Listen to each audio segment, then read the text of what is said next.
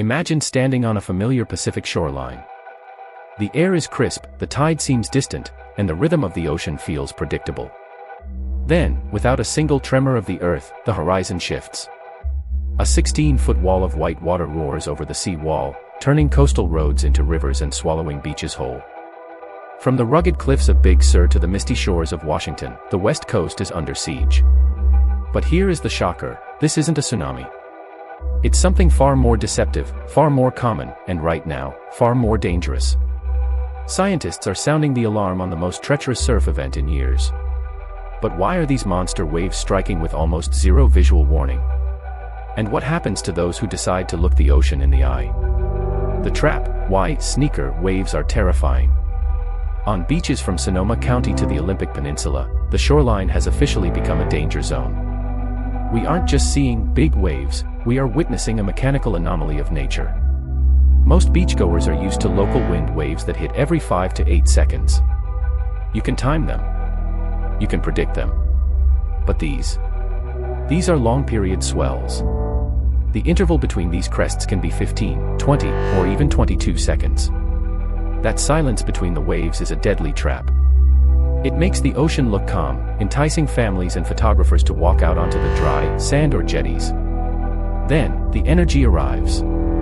Because the period is so long, the wave doesn't just crash and retreat, it surges. It carries the momentum of 1,000 miles of open ocean, pushing water hundreds of feet further inland than anyone expected. In the San Francisco Bay Area, these surges have topped 14 feet, while Monterey and Big Sur are seeing 16-foot monsters fueled by energy that began its journey weeks ago. The engine in the deep. How does this happen? The scale of the engine creating this chaos is staggering.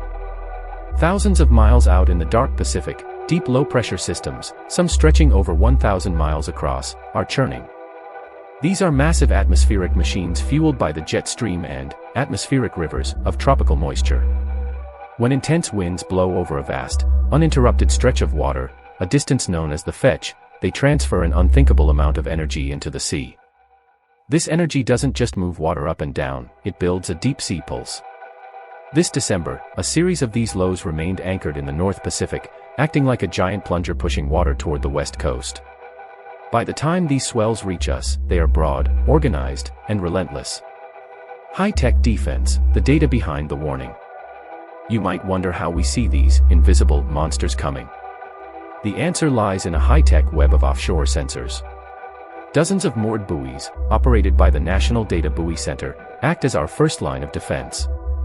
These aren't just floating markers, they are sophisticated labs tracking significant wave height and dominant periods. When a buoy 300 miles offshore records a wave period jumping to 20 seconds, the red lights start flashing at the National Weather Service. This data, combined with satellite mapping and coastal radar, allows forecasters to issue warnings that are based on hard physics, not guesswork. If the NWS issues a high surf warning, they are literally seeing the energy pulse moving toward your specific coordinates on a map. Chaos at the harbor. The impact on the ground is nothing short of breathtaking. In Santa Cruz and Monterey, harbor masters are facing a nightmare.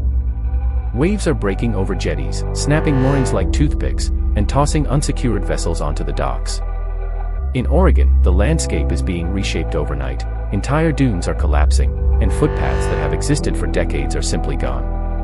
Rescue teams have been working overtime. In several heart-pounding incidents, first responders have had to pluck unsuspecting visitors from violent rip currents after a sneaker wave swept them off a supposedly safe ledge.